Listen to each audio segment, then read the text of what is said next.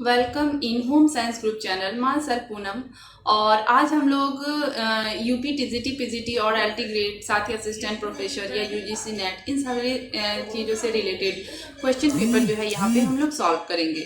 Last time जो हम लोगों ने क्वेश्चन पेपर सॉल्व किया था वो फूड प्रिजर्वेशन और अडल्टरेशन पे था।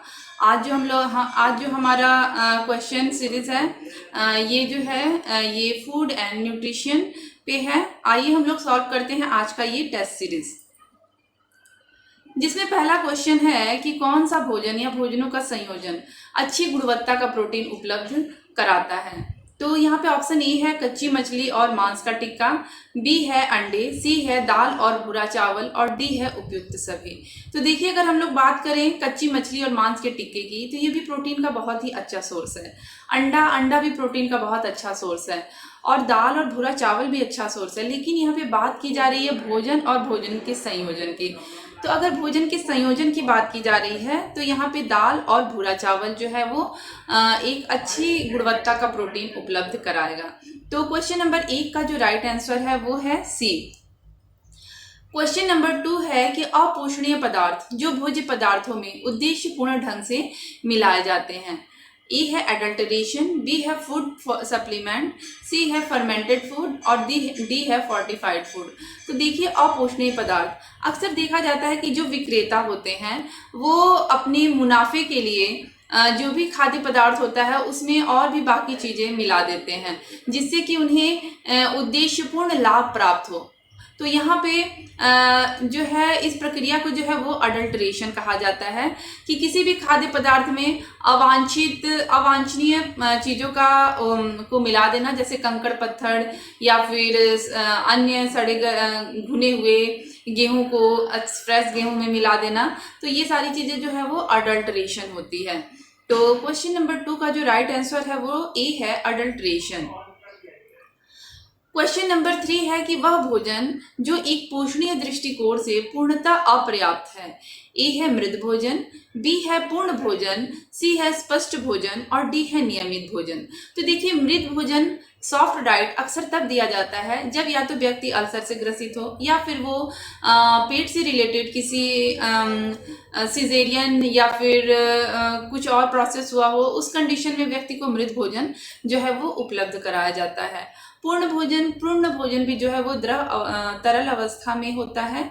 स्पष्ट भोजन यह पूर्ण तरल भोजन होता है और नियमित भोजन यह एक रेगुलर डाइट होता है। तो पोषणीय दृष्टिकोण की बात की जा रही है तो उस कंडीशन में ऑप्शन नंबर सी स्पष्ट भोजन जो है वो एक ऐसा भोजन है जो पोषणीय दृष्टिकोण से पूर्णतः अपर्याप्त है। तो क्वेश्चन नंबर 3 का जो राइट आंसर है वो सी है स्पष्ट भोजन। क्वेश्चन नंबर 4 है कि शरीर में कार्य पर भोजन का अध्ययन करने के रूप में परिभाषित है। ए विज्ञान, बी खाद्य विज्ञान, सी पथ्य पोषण और डी पोषण। तो देखिए, विज्ञान साइंस नॉर्मली हो गया, बी खाद्य विज्ञान न्यूट्रिशन साइंस हो गया, खाद्य विज्ञान फूड साइंस हो गया। फूड साइंस में अक्सर हम खाद्य पदार्थों का जो न्यूट्रिशन वैल्यू है इन सब चीज़ों का अध्ययन करते हैं। पथ्य पोषण डायटेटिक्स हो गया, जिसमें उपचारात्मक पोषण की जो है वो चर्चा की जाती है। और डी पोषण जो है वो न्यूट्रिशन साइंस है, जिसमें शरीर में कार्य पर भोजन का अध्ययन किया जाता है। तो क्वेश्चन नंबर 4 का जो राइट आंसर है वो डी है पोषण। क्वेश्चन नंबर 5 है कि बच्चों के शारीरिक विकास में सबसे महत्वपूर्ण कारक है। ए निद्रा, बी व्यायाम, सी पोषण और डी स्वच्छता। अगर हम लोग देखें तो ये चारों ऑप्शन ही इम्पोर्टेंट है, क्योंकि एक बच्चे के लिए निद्रा, व्यायाम, पोषण और स्वच्छता ये चारों ही ऑप्शन इम्पोर्टेंट है। लेकिन अगर हम इन सारी चीज़ों में से जो मोस्ट इम्पॉर्टेंट है वो है क्या? पोषण। क्योंकि पोषण के अभाव में अगर ये तीनों चीज़ उपलब्ध कराई जाए तो भी बच्चे की शारीरिक विकास जो है वो सही प्रकार से नहीं होगी। तो इस कंडीशन में हम ये देखेंगे कि पोषण एक ऐसा न्यूट्रिशन जो है एक ऐसा कारक है जिसको अगर सही रूप से दिया जाए तो किसी भी बच्चे की शारीरिक विकास जो है वो बहुत अच्छे तरीके से होती है। तो क्वेश्चन नंबर 5 का जो राइट आंसर है वो सी है पोषण। क्वेश्चन नंबर 6 है कि पोषण क्या है? एक प्रक्रिया है जिसके द्वारा शरीर के सभी भाग आवश्यक पदार्थ प्राप्त करते हैं। बी एक प्रक्रिया है जिसके द्वारा शरीर पदार्थों का उपयोग संभव समृद्धि और नवीनीकरण के लिए करता है। सी है एक प्रक्रिया है जहां पदार्थ अनेक कार्यों और समृद्धि के लिए प्राप्त किए जाते हैं और उपयोग किए जाते हैं। डी एक प्रक्रिया है जिसमें शरीर के सभी भाग सभी जैव कार्यों के लिए पदार्थ प्राप्त करता है और उनका उपयोग करता है। अगर इन चारों ऑप्शन में से देखें तो चारों लगभग सही हैं, लेकिन सबसे उपयुक्त जो ऑप्शन है वो डी है, क्योंकि ये जो हमारा शरीर है इसमें बहुत प्रकार की जैव प्रक्रियाएं होती हैं, जैव क्रियाएं होती हैं, जिनको संपादित करने के लिए हमें भोज्य पदार्थों की या पोषण न्यूट्रिशन की आवश्यकता होती है। तो ऑप्शन नंबर डी जो है वो राइट ऑप्शन है। क्वेश्चन 6 का जो राइट आंसर है वो डी है। क्वेश्चन नंबर 7 है कि भोजन शरीर में निम्न में से कौन सा कार्य करते हैं? ए शारीरिक कार्य, बी सामाजिक कार्य, डी सी मनोवैज्ञानिक कार्य और डी उपयुक्त सभी। तो अगर हम लोग देखें शारीरिक कार्य, तो भोजन जो है वो शारीरिक कार्य अर्थात शरीर के विकास के लिए नितांत आवश्यक है, क्योंकि शरीर के विकास के लिए अगर हमें भोजन पर्याप्त मात्रा में नहीं मिलेगा तो शरीर का विकास उचित रूप से नहीं हो सकता है। तो जो शारीरिक कार्य है ये भी इसके लिए भी मोस्ट इम्पॉर्टेंट है। सामाजिक कार्य में देखिए भोजन के द्वारा ही हम अपने स्तर को जो है वो प्रदर्शित करते हैं। कोई भी हमारे यहाँ मेहमान आता है तो उसे हम विभिन्न प्रकार के भोजन या खाद्य पदार्थ बना के खिलाते हैं, जिससे कि हमारे स्तर का उन्हें ये पता चलता है, और साथ ही साथ जो उनकी भोजन से संबंधित रिक्वायरमेंट है वो भी हम लोग भोजन के द्वारा ही फुलफिल करते हैं। मनोवैज्ञानिक कार्य में हमारी भी भोजन के द्वारा हमारे बहुत सारे मेंटल जो है रिलीफ हमें प्राप्त होती है। मेंटल जो है मानसिक, तो यहाँ पे देखिए मनोवैज्ञानिक कार्य कैसे, मनोवैज्ञानिक कार्य अर्थात बहुत सारे हमारे त्यौहार और ओकेजन्स पड़ते हैं जहाँ पे हम अपने सगे संबंधियों को या फिर दोस्तों को विभिन्न प्रकार के भोज्य पदार्थ बना के खिलाते हैं और अपने प्रेम को जो है वो व्यक्त करते हैं।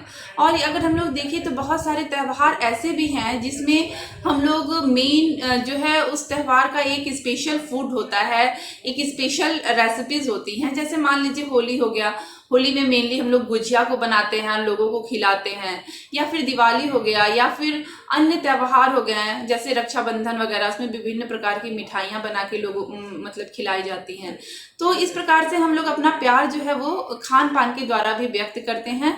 तो ये जो है एक मनोवैज्ञानिक कार्य है। तो क्वेश्चन नंबर 7 का जो राइट आंसर है वो डी है।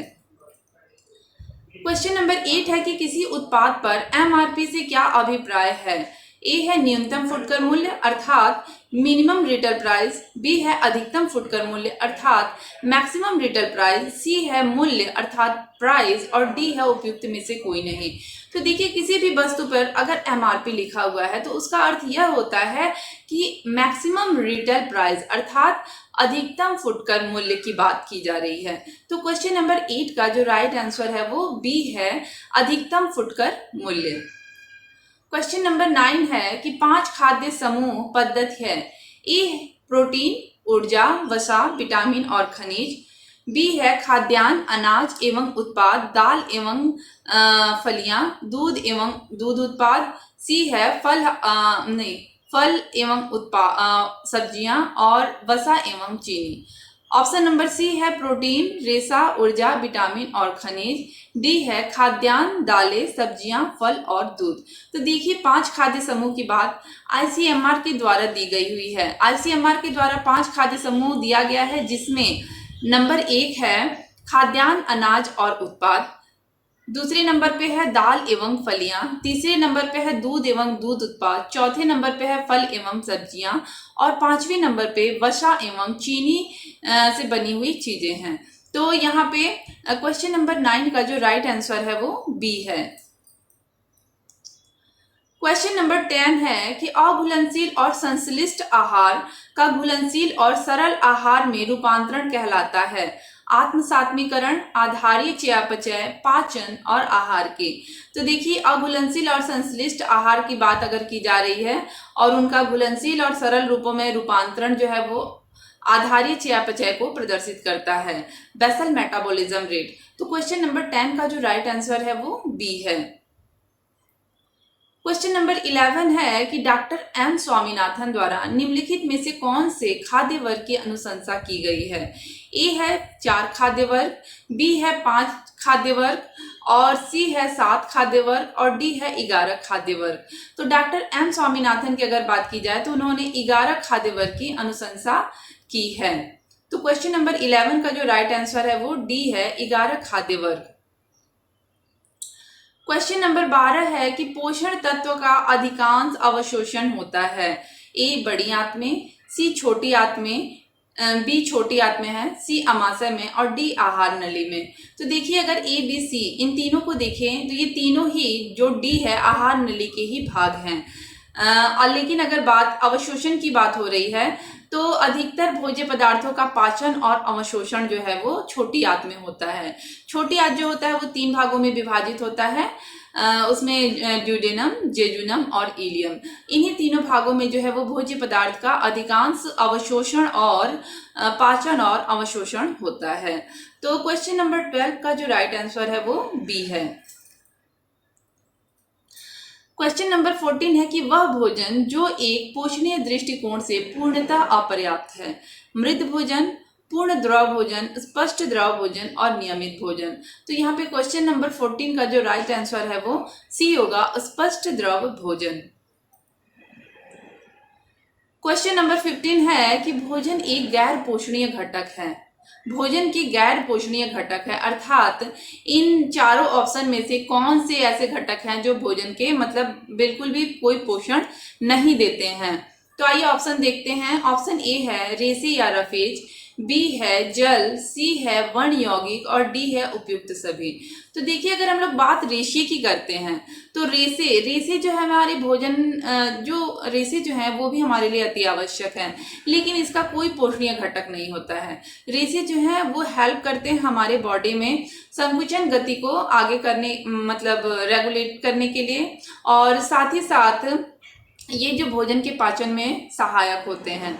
जल भी भोजन के पाचन में सहायक होते हैं और साथ ही साथ जल के द्वारा भी बहुत सारी क्रियाएं हैं जो हमारे शरीर में संचालित होती हैं। वर्ण यौगिक क्या है कि कोई भी खाद्य पदार्थ जिसपे उसका अपना कलर होता है, जैसे मान लीजिए कि कोई सब्जियां हैं, कोई हरी होती हैं, कोई लाल होती हैं, कोई पीली होती हैं, तो इन सब्जियों के जो अपने कलर्स होते हैं उसी को हम वर्ण यौगिक कहते हैं। तो ये वर्ण यौगिक भी जो है हमें इनका कोई पोषण नहीं मिलता है।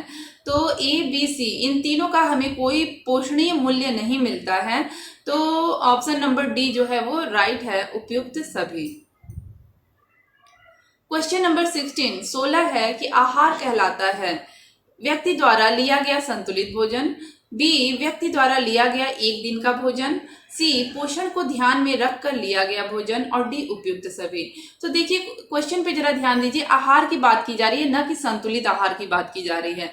अगर सिर्फ आहार की बात की जा रही है तो यहाँ पे ऑप्शन नंबर बी जो है वो राइट है, व्यक्ति द्वारा लिया गया एक दिन का आहार ही आहार कहलाता है। एक दिन का जो उसका भोजन होता है वही आहार कहलाता है। तो क्वेश्चन नंबर 16 का जो राइट आंसर है वो बी है। पोषण तत्वों का धारण होता है, मतलब कि किस विधि से अगर हम भोज्य पदार्थ बनाएं तो भोज्य पदार्थ में अधिक से अधिक पोषण मूल्य जो है वो उसका रहे। तो यहाँ पे ऑप्शन ए है दबाव द्वारा पकाने पे, बी है भुनने से, सी है उबालने से और डी है तलने से। तो देखिए अगर हम लोग ए और सी की बात करें तो इन दोनों में ही पोषण वैल्यू जो है वो भोज्य पदार्थ का पोषक तत्वों का धारण ज्यादा होता है, लेकिन अगर हम ऑप्शन ए को देखें तो इसमें सर्वाधिक पोषण पदार्थों का धारण होता है। दबाव द्वारा पकाने का अर्थ प्रेशर कुकर में पकाना होता है। तो यहाँ पे क्वेश्चन नंबर 17 का जो राइट आंसर है वो ए है, दबाव द्वारा पकाने पे। क्वेश्चन नंबर 18 है कि किण्वन से क्या बढ़ता है, पाचनशीलता, B calcium, C vitamin A और डी कुल प्रोटीन। तो देखिए किण्वन अर्थात फर्मेंटेशन की बात की जा रही है। फर्मेंटेशन से अक्सर अधिकतर भोजन का जो है वो पाचनशीलता जो है वो बढ़ जाती है। फर्मेंटेड फूड जो है वो आसानी से पच जाते हैं। अगर हम लोग फर्मेंटेड फूड देखें तो क्या क्या है, जैसे मान लीजिए जो भी ब्रेड्स होते हैं या फिर पिज्जा का जो नीचे का ब्रेड होता है या फिर जो बन होता है, ये सारे जो होते हैं वो फर्मेंटेशन विधि से ही इनको तैयार किया जाता है। तो क्वेश्चन नंबर 18 का जो राइट आंसर है वो ए है।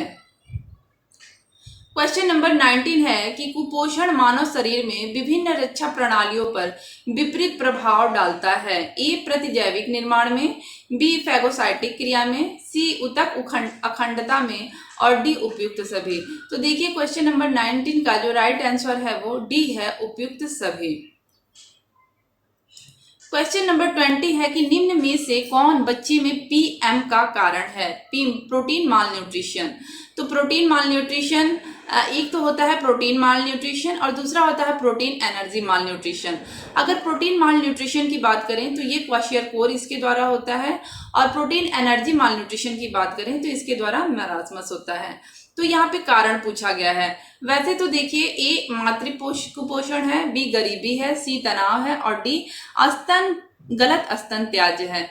लेकिन अगर हम लोग देखें तो आयोग के द्वारा जो आंसर की माना गया है वो सी तनाव को माना गया है।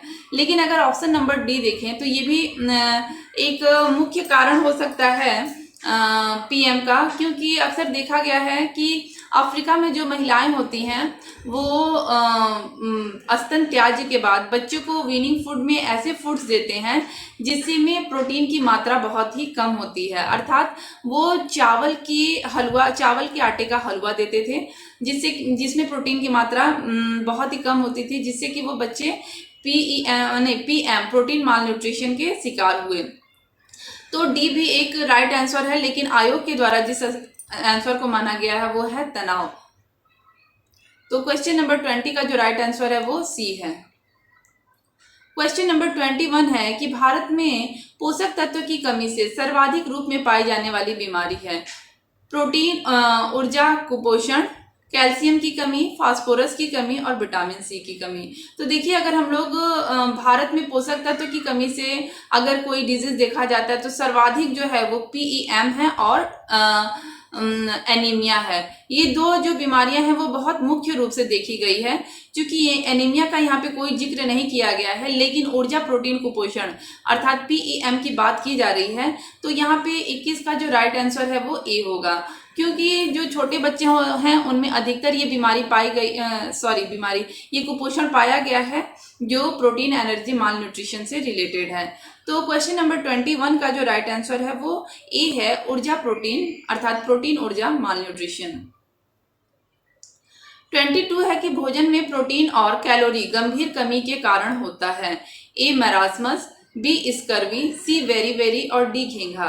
तो देखिए भोजन में प्रोटीन और कैलोरी की बात की गई है, तो अगर प्रोटीन और कैलोरी इन दोनों की कमी है तो वो बच्चा निश्चित रूप से मैरास्मस से ही ग्रसित है।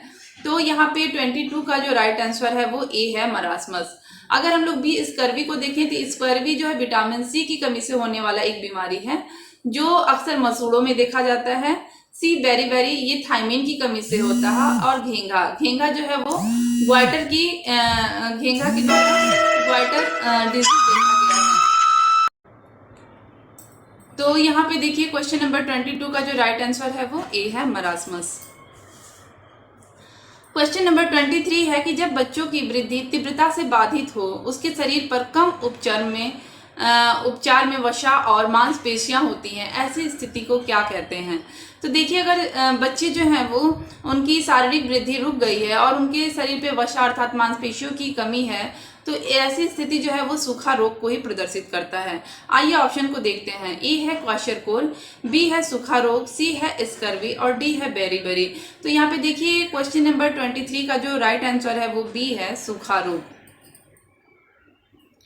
24 है कि उच्च प्रोटीन आहार दिया जाता है कुपोषण की दशा में, मोटापे की दशा में, उच्च रक्तचाप में और रक्ताल्पता में। तो देखिए उच्च प्रोटीन की बात की गई है, हाई प्रोटीन की बात की गई है, तो ये हम मोटापे की दशा में नहीं देंगे, क्योंकि मोटापे की स्थिति जो है वो अतिपोषण की वजह से ही आती है। उच्च रक्तचाप में भी हम हाई प्रोटीन नहीं दे सकते हैं, और रक्ताल्पता में मेनली आयरन या फॉलिक एसिड की आवश्यकता होती है। लेकिन यहाँ पे ऑप्शन नंबर ए जो है वो सबसे उपयुक्त है, कुपोषण की दशा में उच्च प्रोटीन की आवश्यकता होती है।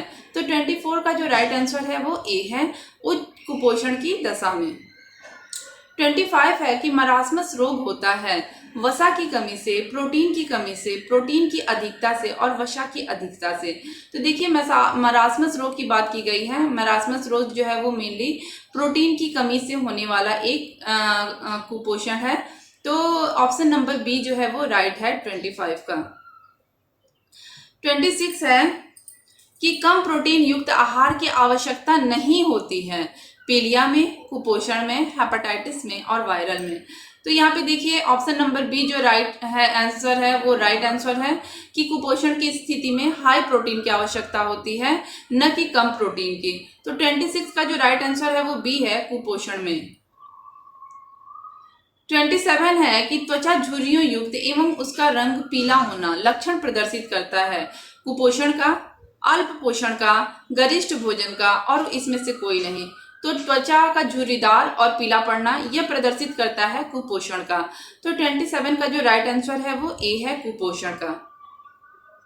28 है कि निम्न में से मोटापे के कारण क्या है? ज्यादा खाना, कम खाना, कभी कम और कभी ज्यादा खाना, बिल्कुल ही ना खाना। तो देखिए मोटापे की बात की जा रही है अर्थात अति पोषण की बात की जा रही है। तो ये जो है वो ज्यादा खाना से ही अक्सर देखा जाता है। तो 28 का जो राइट आंसर है वो ए है, ज्यादा खाना। 29 है कि मरासमस रोग पाई जाती है 1 वर्ष से कम उम्र के बच्चों में, 2 वर्ष से कम उम्र के बच्चों में, 5 वर्ष से कम उम्र के बच्चों में और ए है 6 माह से कम आयु के बच्चों में। तो देखिए नॉर्मली जो है वो मरासमस वह 6 माह से लेके 18 माह के बच्चों में अधिकतर देखा गया है। और यहाँ पे आयोग के द्वारा जिस आंसर की संस्तुति की गई है वो बी है, 1 वर्ष से कम उम्र के बच्चों में। तो 29 का जो राइट आंसर है वो बी है, 1 वर्ष से कम उम्र के बच्चों में। 30 है कि मरासमस रोग से प्रभावित बच्चा चिड़चिड़ा होता है क्यों? कि वह कमजोर होता है, भूखा होता है, गुस्से वाला होता है और इनमें से कोई नहीं। तो देखिए जो बच्चा मरासमस से ग्रसित होता है उसके अंदर प्रोटीन प्लस ऊर्जा दोनों की कमी होती है। तो इस कंडीशन में वो बच्चा जो है कमजोर हो जाता है, जिससे की वजह से वह चिड़चिड़ा हो जाता है। तो क्वेश्चन नंबर 30 का जो राइट आंसर है वो ए है, वह कमजोर होता है। 31 है कि पायरिया रोग होता है कानों में, दांतों में, आंखों में और नाक में। तो देखिए पायरिया रोग जो है वो दांतों में पाया जाने वाला एक रोग है। इस रोग में अक्सर क्या होता है, दांत का जो रंग होता है वो पीला पड़ जाता है अर्थात दांत पे पीलापन आ जाता है। तो ये 31 का जो राइट आंसर है वो बी है, दांतों में।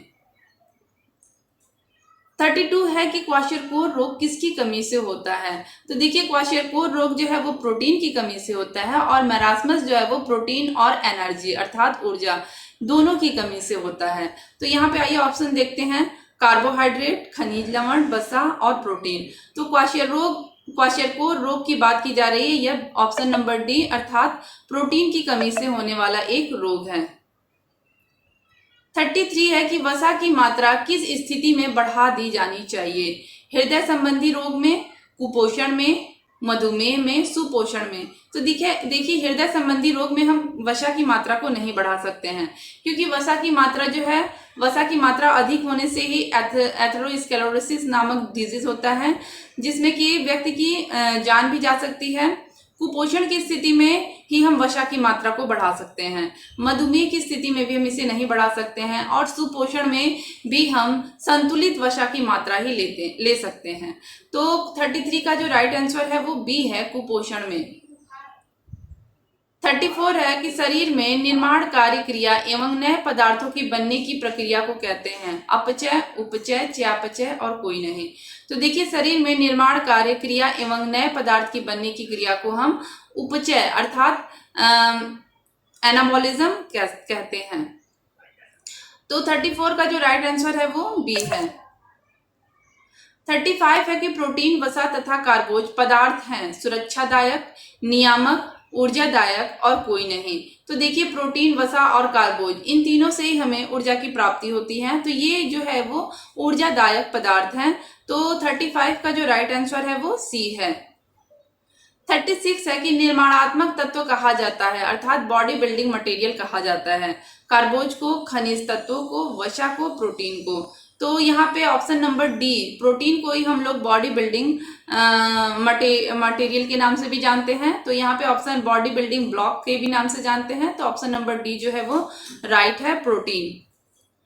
क्वेश्चन नंबर 37 है कि ट्रेस तत्व कहलाते हैं ए अल्प मात्रा में आवश्यक खनिज लवण, बी अधिक मात्रा में आवश्यक खनिज लवण, सी पोषक तत्व और डी विटामिन। तो देखिए ऐसे खनिज लवण जिनकी मात्रा बहुत कम मात्रा में उनकी आवश्यकता होती है उन्हें हम आवश्यक खनिज लवण मतलब ट्रेस तत्व के नाम से जानते हैं।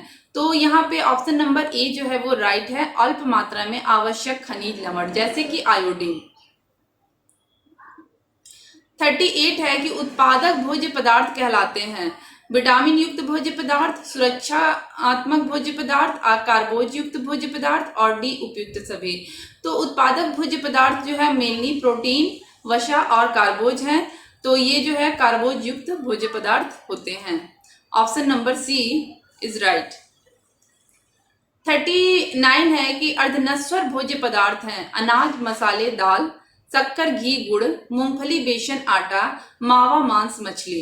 तो देखिए अनाज, मसाले, दाल, शक्कर, घी, गुड़ ये जो है वो नश्वर न होने वाले भोज्य पदार्थ हैं, अर्थात इनका जो लाइफ टाइम है वो लंबा चलता है।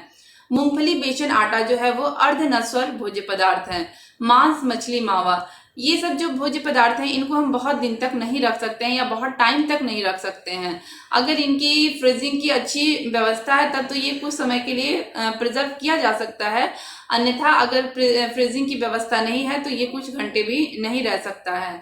तो यहाँ पे ये जो है वो नश्वर भोज्य पदार्थ है। तो 39 का जो राइट आंसर है वो सी है, मूंगफली, बेसन, आटा ये जो है भोज्य पदार्थ वह अर्धनश्वर भोज्य पदार्थ हैं।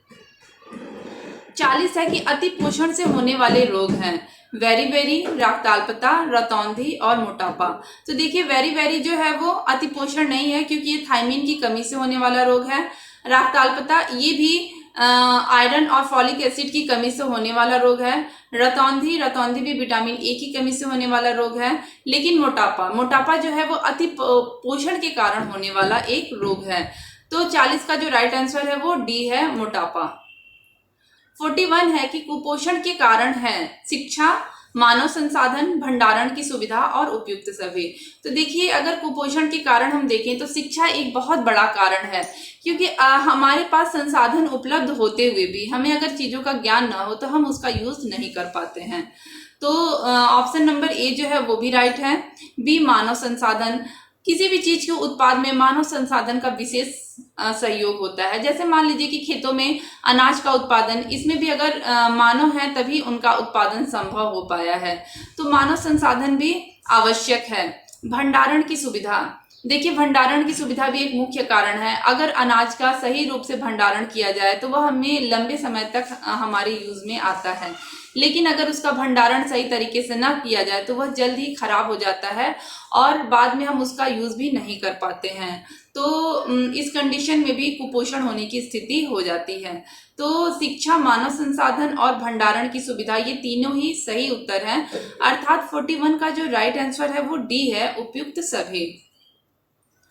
42 है कि बच्चों का सर्वाधिक शारीरिक विकास होता है 7 से 8 वर्ष की आयु में, 1 से 5 वर्ष की आयु में, 7 से 10 वर्ष की आयु में और 10 से 12 वर्ष की आयु में। तो देखिए 1 से 5 वर्ष की जो आयु है वो सबसे सर्वाधिक मानी गई है कि इस समय सर्वाधिक शारीरिक विकास होता है। और अगर हम मानसिक विकास को भी देखें तो कम से कम जो 1 से 5 वर्ष की आयु जो है उसमें बच्चे का जो है सर्वाधिक मानसिक विकास भी होता है। तो 42 का जो राइट आंसर है वो बी है, 1 से 5 वर्ष की आयु में। 43 है कि मरासमस शब्द लिया गया है ग्रीक भाषा से, लैटिन भाषा से, यूनानी भाषा से और कोई नहीं। तो देखिए जो मरासमस शब्द लिया गया है वह ग्रीक भाषा से लिया गया शब्द है। 43 का जो राइट आंसर है वो ए है। 44 है कि पौष्टिकता की बढ़ोतरी से होने वाली 2 बीमारियां हैं, फ्लोरोसिस और मोटापा, घेंघा और मोटापा, फ्लोरोसिस और घेंघा, फ्लोरोसिस और कैरेटेनिज्म। तो देखिए फ्लोरोसिस एक ऐसी डिजीज है जो फ्लोरीन की अधिकता से होने वाला डिजीज है, और मोटापा भी अति पोषण मतलब कि मात्रा से अधिक पोषण लेने की वजह से होने वाला डिजीज है। और अगर घेंघा और मोटापा की बात करें तो घेंघा जो है वो आयोडीन की कमी की वजह से घेंघा रोग जो है वो देखने को मिलता है। तो यहाँ पे ऑप्शन नंबर ए जो है वो राइट है, फ्लोरोसिस और मोटापा। ये जो है वो पौष्टिकता की बढ़ोतरी से होने वाला बीमारी है। 45 है, इम्यूनोग्लोबुलिन इनमें से किस नाम से जाना जाता है? प्रोटीन्स, लिपिड्स, एंटीजन और एंटीबॉडी। तो देखिए इम्यूनोग्लोबुलिन की अगर बात की जाए तो ये माँ के दूध में पाया जाने वाला एक एंटीबॉडीज है जो बच्चों में जाके उनकी प्रतिरोधक क्षमता की जो है वो बढ़ोतरी करता है, जिससे कि बच्चे बीमारियों से लड़ सकें। तो इम्यूनोग्लोबुलिन को जो है एंटीबॉडीज के नाम से भी जाना जाता है। 45 का जो राइट आंसर है वो डी है। 46 है कि शरीर में पोषक तत्वों की कमी व अधिकता से अभिप्राय है। अधिक पोषण, न्यून पोषण, कुपोषण और बीमारी। तो देखिए अधिकता और कमी दोनों की बात की गई है, तो यहाँ पे हम लोग इसके लिए सबसे बेटर वर्ड जो है वो कुपोषण है। तो शरीर 46 का जो राइट आंसर है वो सी है, कुपोषण। 47 है कि हमें संतुलित आहार लेना चाहिए क्योंकि यह स्वादिष्ट होता है, इससे स्वास्थ्य ठीक रहता है, इसमें आहार संबंधी समस्त आवश्यकताएं पूरी हो जाती हैं और इससे सौंदर्य की वृद्धि होती है। तो देखिए संतुलित आहार का मतलब यह होता है कि ऐसा आहार जिसमें सारे पौष्टिक तत्व या फिर सारे न्यूट्रिएंट जो है वो फुलफिल कर सके। तो यहाँ पे ऑप्शन नंबर सी जो है वो राइट है, इसमें आहार संबंधी समस्त आवश्यकताएं जो है वो पूरी हो जाती हैं। क्वेश्चन नंबर 48 है कि एक ऐसा आहार जिसमें भोजन की सभी आवश्यक घटक सही अनुमान अनुपात में शामिल होते हैं उसे क्या कहा जाता है? ऐसा कोई भी भोजन जिसमें सारे पोषक तत्व हमें सही मात्रा में मिलते हैं उसे हम संतुलित भोजन कहते हैं। तो यहाँ पे भी 48 का जो राइट आंसर है वो बी है, संतुलित आहार।